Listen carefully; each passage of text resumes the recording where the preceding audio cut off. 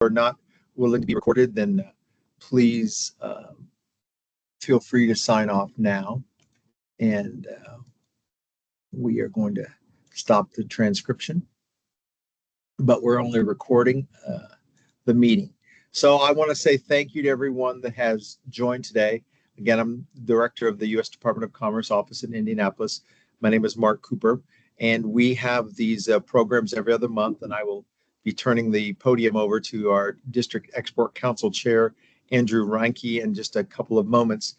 And he will introduce our featured speaker, one of my colleagues from the Department of Commerce in Washington. But I want to say that this meeting will be recorded, and it'll folks who are not able to join at this time can always go to our DEC webpage and sign into that and join the program afterwards. So we'd be delighted if you decide to do that, share that with your friends. We think these topics, these educational topics, are useful for the exporting community here in Indiana. And we also want to make sure that we focus on topics that are for you, the exporting community, are important to you. So hopefully you could let us know after this is over, and you can always email me. I'd be delighted to hear from you about what you think topics that the Indiana District Export Council should in fact focus on. And without any further ado, and to keep the program rolling, I'll turn it over to the chair of the Indiana District Export Council, Mr. Andy Reinke, for his comments and introductions. Thank you, Andrew. Hey, Mark. Thank you so much. Welcome, everyone. Welcome, Indiana exporters, and from different. Once in a while, we get attend and registrants from different parts of the country as well. A brief description about us. The Indiana DEC is a not-for-profit organization that operates under the auspices of the Department of Commerce. We work with Mark quite often to promote and support exporting as a way to strengthen Indian companies, grow the state's economy, and jobs. We offer one-on-one export counseling, workshops, and webinars, and we serve as a focal point of export information and resources for companies across of Indiana. Each state has an export council. If you'd like more about our council, please www.indianadec.org. Joining us today are a few other DEC members: Joe McMurray with University Purdue MEP, Christine Everett, IU Cyber, Lloyd Porter from Cook Medical, and Roger Howard from IEDC. Thank you, as always, to our collaborative partners, of course, the U.S. Department of Commerce, the U.S. SBA, Exim Bank, IU Cyber, Indiana SBDC, Purdue MEP, the International Center, and the Chamber. Fourth Export Lunch and Learn of the year. Today, our focus is across the Atlantic on the EU's General Data Regulation, GDPR, the law that governs how companies around the world, including the U.S., handle data being transferred from the EU. Specifically, we'll focus on the new U.S. Digital Privacy Framework, or DPF, and how U.S. companies can accommodate this new format, this new policy. The DPF replaces U.S. Privacy Shield. I think many of you remember that. That was struck down a few years ago by an EU court. Here to explain GDPR and the new Data Privacy Shield is Jill Cota. Jill is a policy advisor and administrator at the International Trade Administration's Office of Global Data Policy and Privacy. She oversees and administers the DPF and addresses data protection issues in the EU. Jill holds a master's degree in public policy and management from Carnegie Mellon University and bachelor's degrees in political science and economics from Arizona State University. And thank you for your time this afternoon. And it's my pleasure to turn the program over to you. Yes, thank you so much. Thank you for the warm introduction. And thank you, as always, to our U.S. Commercial Service. They've been fabulous partners in helping us bring awareness to the data privacy framework, as well as connect organizations to us. So we're thankful for your support. As mentioned, my name is Jill Cota. I'm a policy advisor and administrator at the U.S. Department of Commerce within our International Trade Administration. The International Trade Administration's mission is to strengthen the competitiveness of U.S. industry, promote trade and investment, and ensure fair trade through the enforcement of our trade laws and agreements. So with that, I work within our Office of Global Data Policy and Privacy, but more specifically on our DPF team, as mentioned before. On our team, I think it's important to mention that while we oversee and administer the DPF, we also work on a range of data protection and privacy issues for the European Union. So US industry and us are always communicating on new hurdles and challenges when entering the European market. So today I kind of hope to give an overview, one component of this massive puzzle to data protection. So let me start sharing my screen.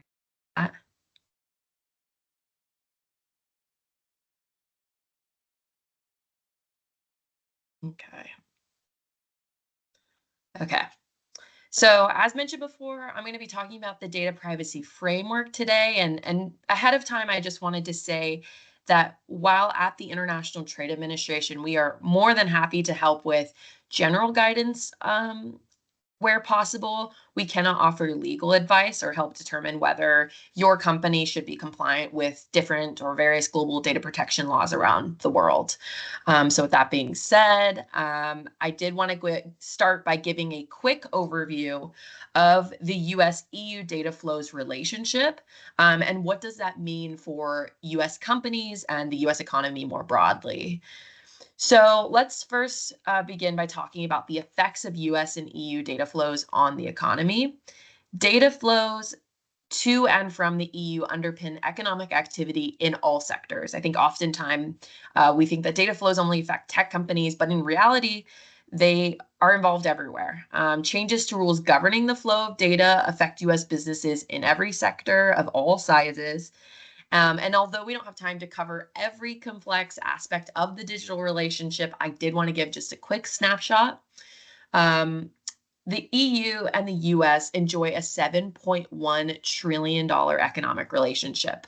According to some estimates, nearly 450 billion of that annual transatlantic trade involves digital services, including 200 billion in services exports alone. This volume of US data flows is the largest relationship that we have, and is 50% higher than our relationship with Asia and 100% larger than our relationship with Latin America. So the transatlantic data flow relationship truly is one of the most important. They're all important, but one of the most economically beneficial to US companies. So what does this mean for US businesses? I think more specifically, this is where it's probably more helpful for you. With the increase of data-driven economies, companies of all sizes and industries, not just tech giants, but small and medium-sized enterprises, as well as startups, are relying on the transfer of cross-border data flows to innovate and compete in the global market. Data flows also facilitate key collaboration between US and European organizations that enable cutting-edge research and commercialization of advanced technologies. US consumers also benefit off of data flows, which I think is super important to highlight, as it benefits consumers by increasing the number of goods and services within a market and keeps pricing more stable for consumers. So overall, several benefits for the use of data flows within your businesses. Hey, Jill, just a quick question as you're doing that. I'm sure somebody on here is going to say, what's data flow mean? Does that mean an email? Does that explain the term? Right. That's an important part, Mark. Data can be a lot of things. And I think for a lot of your organizations, data flows looks very different. So I think it's easy to look at it from a tech lens that companies use data to build, say, AI tools. They use it to, keep track of like algorithms and, things like that. But I think for even manufacturing companies or supply chain companies or R&D, it's important to recognize that data is part of every aspect of your job. That could be an email, that could be HR data, storing, employment data for, a survey, or emergency contacts. That can be so many things within the workplace, not just what kind of data are you getting from consumers. That's the most commonly used one, I think, for especially like big tech companies, like how customer data is being used. But more specifically within internally, you're still using data. So if you do have, employees abroad, and you're transferring that data back to the US, that is a cross-border data flow, even though it isn't consumer-based. So yeah, that's an important part of this, Mark, is that data flows can be a lot of things. And the use of data flows really is specific to your company. So we have some organizations that'll use a lot more data flows around the world than others, and some who are only using data flows domestically. So yeah, very dependent on your market, but just know that data flows come in all shapes and sizes. So with that being said, I did want to dive into the GDPR, as mentioned before, the General Data Protection Regulation. This is super important to understand when entering the EU market. This is the EU's law for governing the processing and movement of personal data. If you're looking to enter the EU market, it is really important to understand this regulation, as there is a lot related to compliance on this front. So quick overview of the GDPR. The GDPR is applicable in all 27 EU member states and passed in 2016 and became enforceable in 2018. And it's this effort for the EU to establish a harmonization of data protection rules. Like, we really hadn't seen it before. And it called for enforcement across all EU member states. One of the goals of the GDPR is to provide EU individuals with this control over their personal data and give them more of a say with their data. This is in contrast to the US system that many of you may be familiar with, in which different types of protections apply to different types of data. So think like HIPAA, FERPA, those kinds of things, whereas the EU is looking at a more comprehensive data protection act that applies to all personal data across the board. So it doesn't matter if it's medical data, financial data, personal data, you fall under GDPR compliance for this. It has provisions that range from data subject rights or lawful processing to accountability requirements. So what are companies responsible for when transferring data? And then also restrictions on international transfers of EU personal data. Given some of the most stringent requirements of the GDPR imposed on organizations that handle, collect, or process EU data, personal data, it's important to note that your organization may be subject to the GDPR, even if your organization is not physically located inside the EU. So even if your country, or even if your company is, say, in Iowa or in California, if you are transferring data from the European Union to your organization in the United States, you would be subject to GDPR law. So I'm going to jump more into this international transfer part, because component that is most important to organizations looking to use EU personal data through their work, or if you have employees in the EU that you need to, bring their personal data back to the US for your systems. The GDPR contains this requirement for transferring personal data to third countries. So, for example, anywhere outside of the EU. By these standards, personal data can only be exported outside of the EU if adequate protection is provided. So what does that look like? What does adequate protection look like for the EU? What standard has been set up? There's really three ways that personal data can be transferred to the United States as of today. One, that is through appropriate safeguards. So that's your SECs, so standard contractual clauses, or BCRs, your binding corporate rules, which some of you may be familiar with. Or there's some other GDPR derogations, such as explicit consent. But the one that we're going to dive even deeper in today is this idea of adequacy decisions.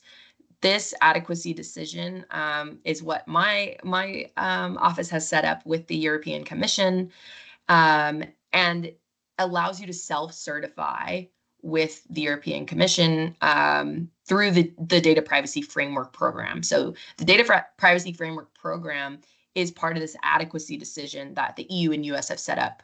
And before I move on to this, I did want to mention that you can find more information on the GDPR compliance through the GDPR website, and they have a checklist page that makes it really handy to further understand what you may be in compliance for within the European Union. So our European counterparts have set up a beautiful checklist to figure that out. So let's dive a little bit more deeply into the EU-US data privacy framework, which is what my office works on, and we're very proud of the progress that we've made over this past year, and excited to share more about what that looks like. So as I mentioned, this is the adequacy decision that the EU and US have stood up, and allows for a legally reliable option for companies to transfer data from the EU to the US. So many of you, as mentioned, may be familiar with the Privacy Shield, which was the older brother to the DPF. The Privacy Shield was in place up until July of 2020. This was the safeguard mechanism, or the adequacy decision, that was put into place before the DPF. But in July of 2020, the Court of Justice of the European Union issued a judgment known as the Schrems II decision. You may have heard of that, which declared invalid the European Commission's decision in 2016 on the Privacy Shield. So no longer could US companies use the Privacy Shield as a safeguard mechanism to transfer data from the EU. So in 2022, President Biden, along with the European Commission, realized there was a need to put something back into place as a safeguard transfer mechanism, as so many US companies relied on the Privacy Shield to transfer data. So, in March of 2022, the Biden administration and the European Commission announced that we had reached a deal on the baseline principles of what the DPF could look like. At the time, it wasn't called the DPF quite yet, but turned into the DPF. And it fostered this idea of transatlantic relationship, and also addressed many of those concerns that were, or all of those concerns that were raised within the court's decision. So in October of 2022, President Biden signed Executive Order 14086, which went on to establish the principles for the EU-US data privacy framework, laid the groundwork for the Data Protection Review Court, and implemented just our commitment to standing this program up and seeing it through. So in July of 2023, so exactly just a week past our first anniversary today, the European Commission announced its adequacy decision with the US and set up the EU-US data privacy framework. So this set the legal basis for companies to transfer personal data between the US and the EU. With this decision, or since this decision, we have set up our UK US data bridge, which is an extension of the DPF program, and hope to also set up our Swiss US data privacy framework later this summer. We continue to work with our Swiss administration counterparts to allow for that to be put into place. Today, it's exciting to say that over 2,800 companies are reliant on this self-certification process. And even more excitingly, more than 70% of those participants are SMEs and are startups. So it's really cool to see this program come into place for so many organizations who before really needed a cost-effective, transparent system in place to be able to transfer data and open that market to the EU. So that's been really, really exciting. And I think it's great to mention as well that actually today and tomorrow is the annual review, or the anniversary review, of the data privacy framework. So as we're meeting here today, my colleagues and team is meeting with the European Commission to discuss the program's progress, as well as discuss any updates it may need. So that's pretty exciting. So now that I've kind of given you an overview, I did want to touch on what does it look like when joining the DPF? What does that program look, or the process of joining the program look like? And wanted to flag first and foremost that I'm going to go through this a little bit fast, but also to say that we have this on our website in extensive directions and information. So the dataprivacyframework.gov website is a great resource and has not only instructions on this, but ways to get in contact with us and our contractors, as well as more FAQs on specifics that you may have related to the program. So joining the DPF is kind of a lengthy program, but well worth it.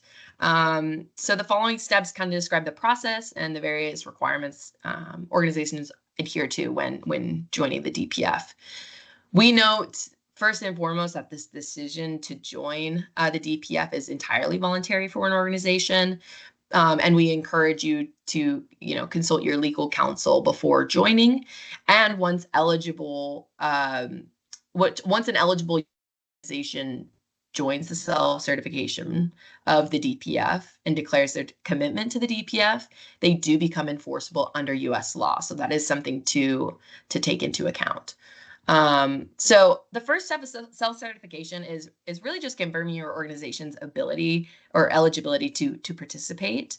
Currently, only U.S. legal entities subject to jurisdiction under the FTC or the DOT, so your Federal Trade Commission or Department of Transportation, are eligible to participate in the data privacy framework. This is because the FTC and the DOT serve as enforcement mechanisms to the data protection or data privacy framework. Sorry. And so you need to be under a legal entity of that. Second, your organization must develop a DPF compliant privacy policy plan or policy statement. To do this would be things like ensuring that it conforms to the DPF principles and makes specific references to your organization's compliance with the principles.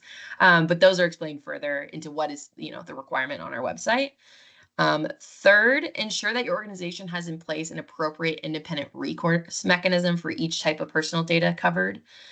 So under our recourse, enforcement, and liability principles, self-certificating organizations must provide an independent recourse mechanism to investigate unresolved complaints brought under the DPF principles. And then for fourth, make a contribution to our binding arbitration mechanism. So this is our commitment to maintaining a fund that would allow participating organizations to contribute to this fund, this arbitration fund that is used for the binding arbitration mechanism. But more information on the amount an organization must contribute can be found on our website. So step 5, ensure your organization's verification mechanism is in place. So this is, one of the last steps of making sure that everything is set up so that your organization can rely on it immediately. 6, designate a contact with your organization regarding DPF compliance. So a POC for your DPF application and review and recertification process. Pretty straightforward, just somebody who's able to communicate with us if we find any errors or mistakes along the way. Step 7, review the information required to self-certify. Prior to submitting, we just encourage your organization to review one last time and compile your information before submitting your full self-certification. And then lastly, submit your organization's self-certification to the ITA. Pretty straightforward. And once that's done, our team will verify you meet self-certification needs, and your website or your company will be added to our directory on our website. So people are able to look up publicly which organizations are complying with the data privacy framework. So I think it's also important to mention that aside from facilitating the self-certification process, the Department of Commerce serves as an oversight role in supporting the integrity of the DPF and its commercial side. This includes monitoring participating organizations to ensure that they continue to fulfill the program requirements, throughout their entire annual certification. It also is our role to ensure that participating organizations continue to fulfill through doing random spot checks. So for each spot check, we confirm that the organization continues to provide a privacy policy, continues to have a designated point of contact, things like that, and make sure that they are up to date with everything related to their self-certification. We Hey, also, Jill, can I ask you a yeah. question before we get further? Is like, does it cost them to do this verification and join? How hard is it to verify? And in this policy that they have Right. to put in place, Right. how long does it take? Right. So it's really dependent on the organization, how much information is given from the get-go. I wish I could give like, oh, it only takes 5 weeks. It only takes, however long. It really is dependent on how much information we are given up front, how responsive companies are to the application process. But once you are, going through the self-certification process, you are kind of guided by one of our DPF team members. We have a group of DPF team members who are dedicated to reviewing self-certification applications, and they answer every question under the sun from organizations looking to self-certify. The payment of the certification process is completely dependent on the size of your organization. We do work hard to keep it affordable for organizations, given that 70% of our DPF members are SMEs. So we try to keep it pretty light. And the really nice thing about the DPF is it is built to benefit SMEs in the sense that we really want it to be a streamlined program. We want it to be transparent. We want to make sure that organizations aren't going, well, what do we do with this? And like, what does, or we didn't want organizations to feel like this was going to be a heavy load to take on to self-certify. And we wanted to give organizations an easier option to self-certify. So yeah, so it's pretty hard to estimate exactly how long it takes. There's a lot of things that are just dependent on how big your organization is, how responsive your organization is, and also how much information a company provides when self-certifying. There's several points when you would have to provide, say, like statements or things that are listed on the website. So say like the privacy policy statement, there are certain requirements that we require to be within that privacy policy statement. And say like an organization forgot a point in it, that's another step that we have to go back and review. So just making sure that your application is complete, so that number 6 step can really help along the way, so that we don't have to stop and go back and readjust things. So yeah, I wish I could give a better answer on that, but that's where we're at on that front. But yeah, so the other part to our oversight is monitoring the news, making sure that there's no public reports of DPF members not following their privacy practices. If that happens, we have compliance review efforts in place that allow us to check for credible evidence of that participating organization, and also send a compliance questionnaire to determine if an organization is actually following or not following the principles they abided by in their self-certification. And then the other part of it is that the other part of the integrity of the DPF program is preventing the perception of false claims. So we look to identify companies who falsely claim to abide by the data privacy framework, to be appealing to consumers, or convince consumers that they have these privacy standards in place, or are putting that in so that they are able to transfer EU data. So we make sure that there aren't organizations claiming to do that. We continue to review any false claims that are brought to us or that we find. And then, take the appropriate enforcement mechanism or, required contact with that organization to understand why they are claiming, or if it is a mistake on, maybe they didn't recertify, or maybe they withdrew from the program and didn't, update their website. So making sure that we uphold the integrity of the DPF program is something we are trying to build on every day, and continue the success through this type of oversight. So this last part that I wanted to talk about was this transition from the Privacy Shield to the Data Privacy Framework for companies specifically. I'm sure some of you, maybe were a part of the Privacy Shield, either choose to withdraw or just sat in this really weird time when we didn't have this safeguard mechanism in place. So for organizations that want to self-certify with the DPF and we're under Privacy Shield, you still will need to comply with the DPF principles put into place. So this is updating things like your privacy policy, among other things that are fallen under the commitments that are made in the principles. And then also on top of that, there is a process to self-certify and recertify annually that is remaining substantially the same to what the Privacy Shield was, which is good for companies. The EU-US DPF did not create new substantive obligations for companies with regards to protecting EU personal data. So that's good for companies to know that substantially it has remained the same on the consumer side. But for more information on this transition, again, you can go to our dataprivacyframework.gov website.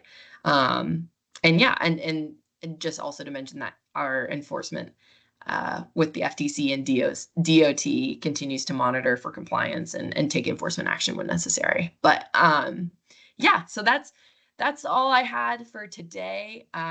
It's been great to share the data privacy framework with you. I'll be sure to share the slides after this. And also, if you have any questions or would like to talk further about how your organization may be able to join, or if you had questions specifically related to your organization, I'm always available. My colleagues are always available and willing to answer questions.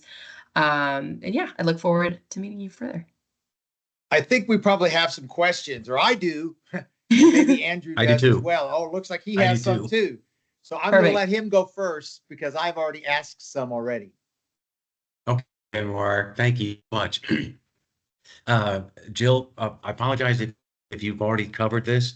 Mark asked about the costs. I remember US Privacy Shield, I think a couple of dollars to get registered and to begin the process. And then for selecting a dispute resolution, third-party dispute resolution under the US Privacy, I think there's another nominal fee for that, I think.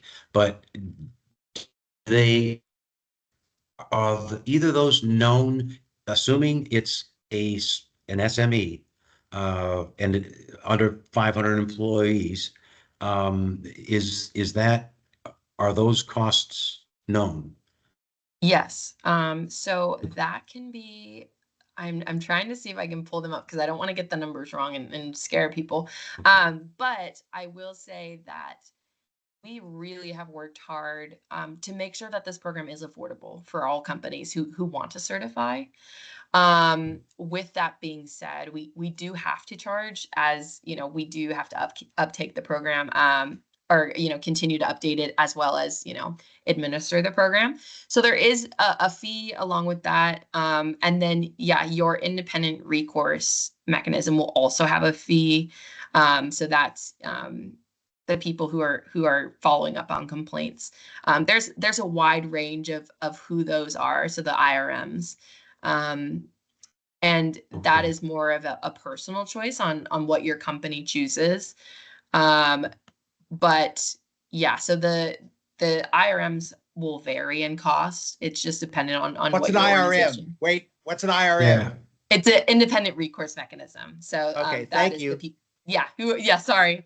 Who are investigating any complaints That's okay. about Is your that for organization. dispute resolution? Yeah, so those are Okay. your That's dispute resolution. yeah, so those are the people who are investigating like alleged non-compliance for your company, or claims that your company has not followed DPF principles. My other question Okay. before I'm done is if Roger Howard is listening. He's on. For you, okay, Roger? I think you, one question for you, he's in charge of our InStep program that gives grants for export development activities. And I don't know if you can answer this now or need to think about it or put in the chat, Roger.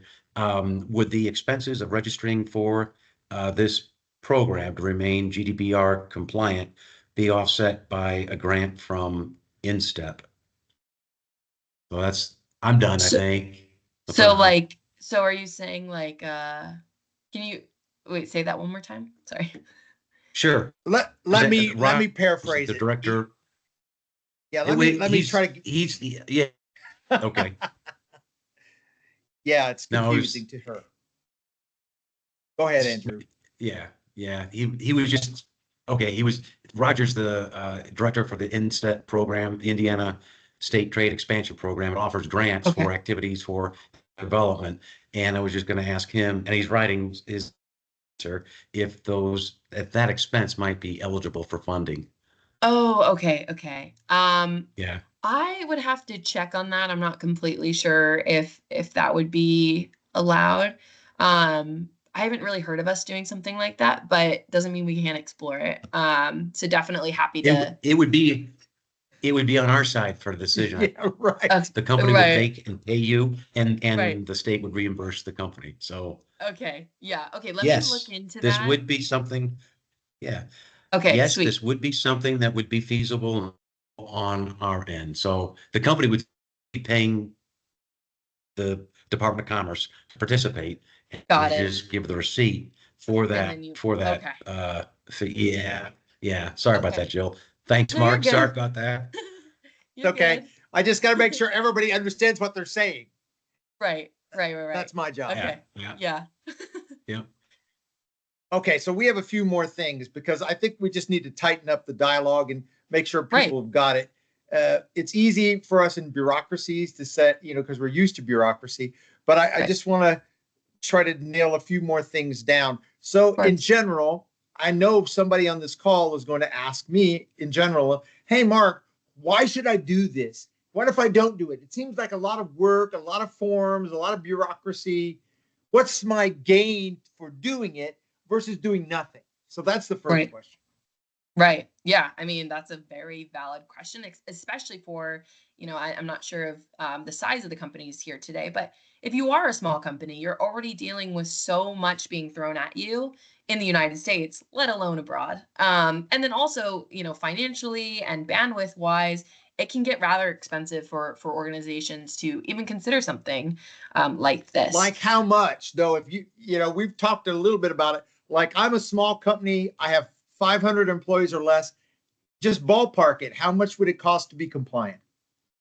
Oh, probably like, I want to say like 200. That 100. $200. Yes. Okay, that's not Right. horrible. I thought you were going to say $20,000. Oh, no. Yeah. So we really, really want to try to make this program affordable. That is like one of our main pillars is making it cost effective because that was Okay. the main complaint. More on that point of like, why would I even care about this program? Companies often are looking to expand. That's just the natural, state of many organizations looking to move from being a small company to a medium company. They're looking to expand their company, their revenue, their employment abroad for various reasons. But with that, you are facing additional compliance abroad. In the EU, they are known to be one of the, most strongly established data protection laws in the world. And so with that comes a lot of trying to understand what compliance looks like in the European Union. It can be very confusing for organizations on like, well, I don't know what I need to put in place to transfer data. I didn't know that this was a requirement. So the DPF is a way for us to say, let's make it really cost effective and transparent for you to understand what is required when transferring data from the EU. We can't obviously with the DPF, do that for like say countries in Asia or Africa, but there are other programs in place hoping to aid that as well. But this is specific to the EU region. It's a very hot market right now. A lot of companies are looking to get involved in the EU. So it just allows for one easier step for companies to understand what it looks like to easily transfer data from the EU. And it also allows companies to, look into expanding their workforce. There are requirements in the GDPR on things like employment. What data can you hold as an employer? So yeah, it just allows for us to better allow for companies to expand their market related to data protection. Obviously, there's a lot of other things companies have to consider when entering a market, but we want to make it easy from a data perspective for you to understand one of the biggest, compliance laws in the EU region. Now, this is important. So just to summarize a couple things, because I think people need to know simply that there's a benefit to doing it. It only costs a few $100s. I won't even say 200, but we'll say a few $100s for normal compliance. Now, there may be something more that we don't know, but just to give people an idea to do this. And then when you're talking about filling out the paperwork to comply or to start the process, is it 10 pages? Is it 2 pages? Is it 3 pages? How long would it take me to do it? Right. So we have actually an online application kind of program. To be completely honest, our contractors handle the application side, so I haven't actually seen how long the application is, but I will say that from what I've witnessed, companies typically don't have a struggle in completing that. And oftentimes I've noticed that it doesn't take more, and I don't want to put like a specific number on it because No, it's I don't want, okay. We right, just want to know generally, will this right, take right. me Like 3 weeks to with do it or right, like 3 within hours? within a few months, like companies are certified. So Okay. it's a pretty, I wouldn't say it's like super time consuming just based off of the very, few encounters that I've, done. Is there But a link to the form that you yeah, could put in the chat? yep, I can do That would that be right useful. now. And then, sorry, I just have a lot of questions. No, So no, I would a rather link you to the ask form them would be now. useful for participants. Yeah. And Uh-huh. then Joe McMurray asked, is this cost a one-time fee or is it annual? It's an annual fee. So it is a fee you will have to pay every year when you recertify. But that fee doesn't change unless your company is like increasing by millions or like hundreds of thousands of people or revenue. So it's really it pretty much is like a consistent cost unless your organization is. I mean, we would love to see your organization grow, but it's not something that like is changing every year. Like you're not being given more to pay for, but yeah. So I have another question. So I have Yep. filled out the form. I am certified that my data, I have a data privacy system, whatever that might be, in place for my company. Mhm. And now what for the normal company, what is my value? What am I getting that I can say, Right. I can do this now that I couldn't do before? And is there some benefit that I can tell my customers, look, I have GDPR, Global Data Framework. Right. How can I market this? Right. And I think not only like what can I gain from it, but also what can I avoid with it? Or either way. One thing you can avoid is, falling out of compliance with the EU and illegally transferring data that could, cause you a hefty fine with the European Union. So that's one. Two, on what we gain from it, it gives a sense of like trust for a consumer that you are, handling data correctly. Well, also for the European Union, it's not just like something that's nice to have, it's required to have. So it's something that consumers do expect to have when using your, company or using your, like it is something that they expect out of your company. So if you are entering the European market, the GDPR is not a choice. So if you choose not to comply with it, it causes a lot of issues for your organization. But also, consumers in the EU know that benefit and know that they have that as an EU citizen. So it kind of is like a safety net for them as well, when they're considering your organization. It also allows them to have an option of like, I could choose to go with this European company that may not offer me as many, XYZs, but I could go with this US company who also follows GDPR and also, follows these standards of data transfers, but offers me this or whatever. So it offers not only you the opportunity to reach EU consumers legally, but it also gives EU consumers more of a choice in organizations that they may be looking to partner with or buy from or work with. Is there like a good housekeeping seal that people put on their website or their documents? Is there something that proves to the consumer or Right. to the EU resident? What does that look like? Right. So first and foremost, we have our directory on our website that lists every single organization. So if an EU individual can go and look and see, like, is this company actually DPF certified? So that's our first step. Second is, as I mentioned earlier, every company is required to have a privacy statement that tells that they're, part of the DPF, which is kind of like, the way I would compare that to is like when companies have to say that they're compliant with like California's data protection laws or are part or like all are following the GDPR. It does say like we specifically, follow the data privacy principles. There's no like seal that they put. Some companies do choose to be like this, we do offer or like we are a part of this, but we don't like require them to put like a seal, but they sometimes choose to like market that they are part of the data privacy framework. Okay. Mhm. It's about 10 minutes before the hour. I ask a lot of questions, but there may be some that folks have not been, their questions have not been answered. So I want Right. to open the floor up to put it in the chat because to unmute everybody is ponderous. But if Right. there is a question that you have for our speaker today, that we could give clarity, because my objective is to make this as clear as possible. So Right. if you said, boy, I went through the slides with Jill today, I'm still not sure about this. Now's your opportunity. And for posterity, because we've recorded the program, other people probably want to know the same thing. So if you have a Right. question, now's your chance. And I mean, that too is our goal is to be able to provide as much clarity as possible. So yeah.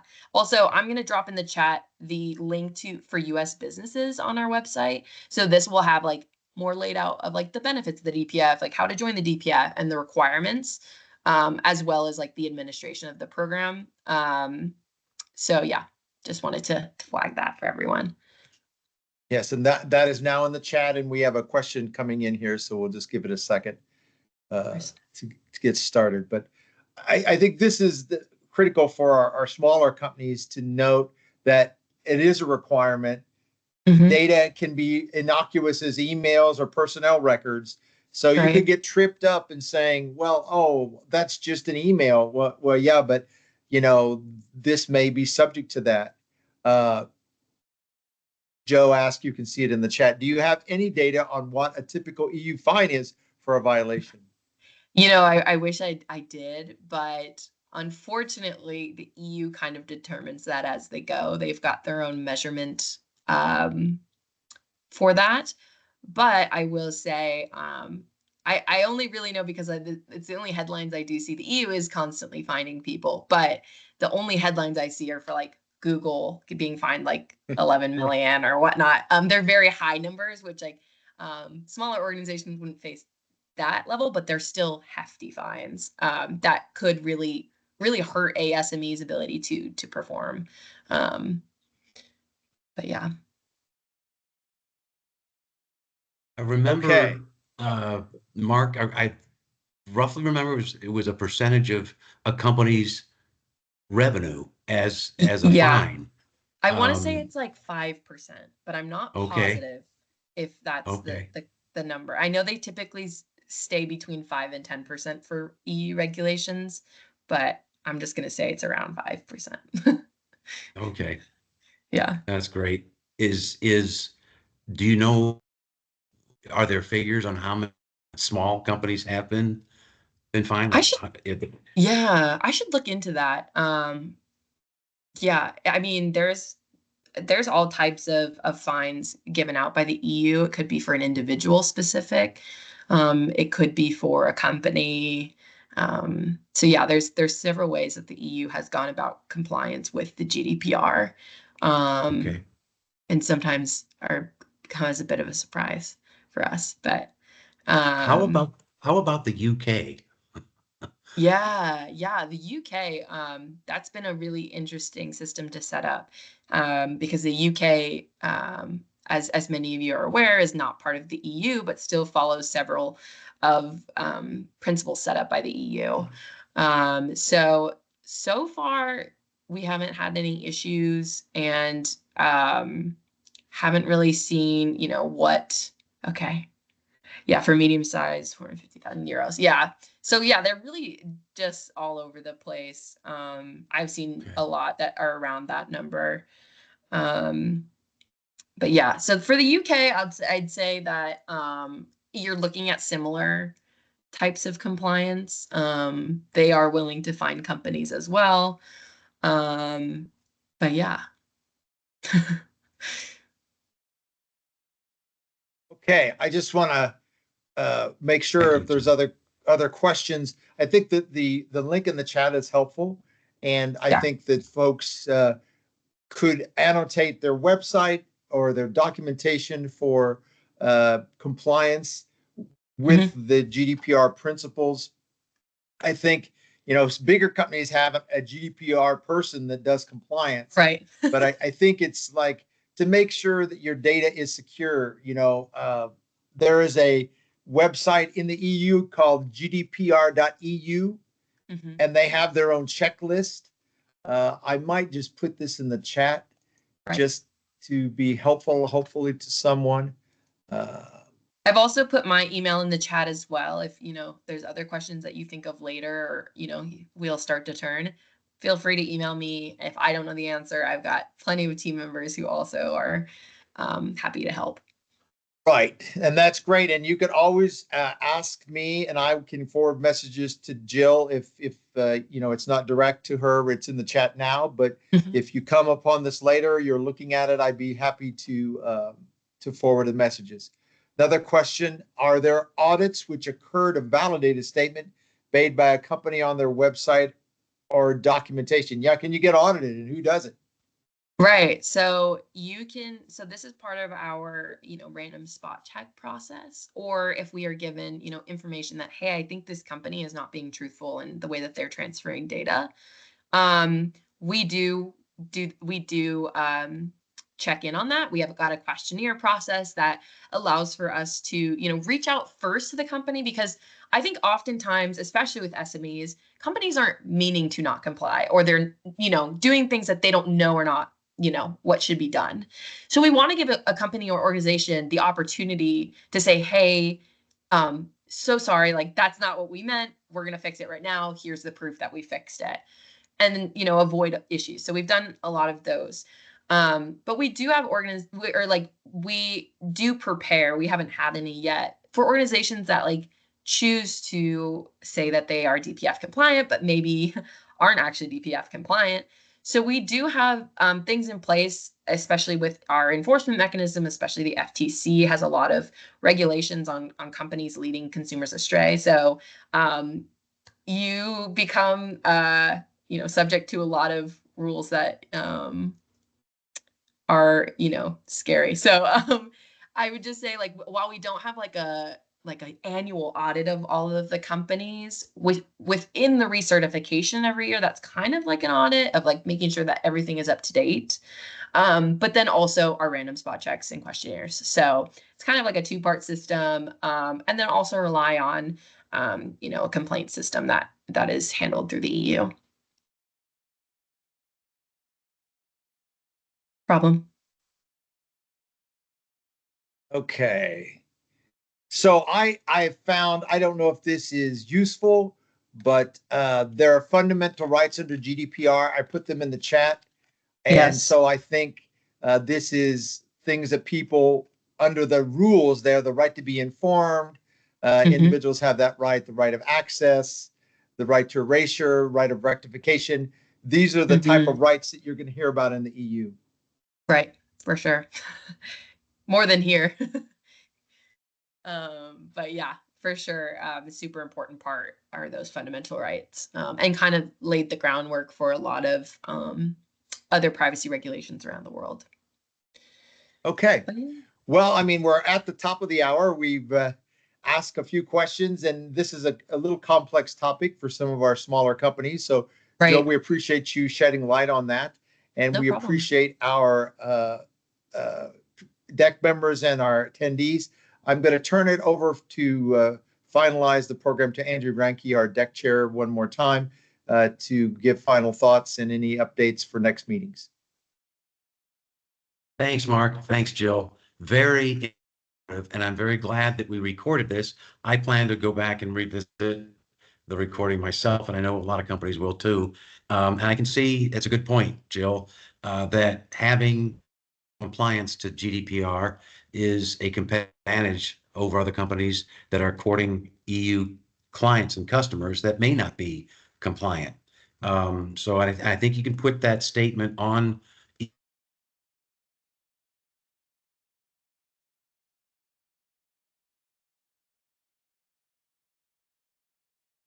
Oh, That they you broke up a little, Andrew. did I? Okay. Okay. I was just asking if you could put the a state in the website company, they are GDP compliant through the DPF. Sorry, say that one more time. Yeah, I'm sorry, you're breaking Okay. up pretty bad, Andrew, on your signal. All right. I think Demetris caught that, but I was just going to ask, can you put that you're GDPR compliant through on the website of a company through the and that they're compliant through the DPF? Yes. Mhm. Okay. All right. Thank you.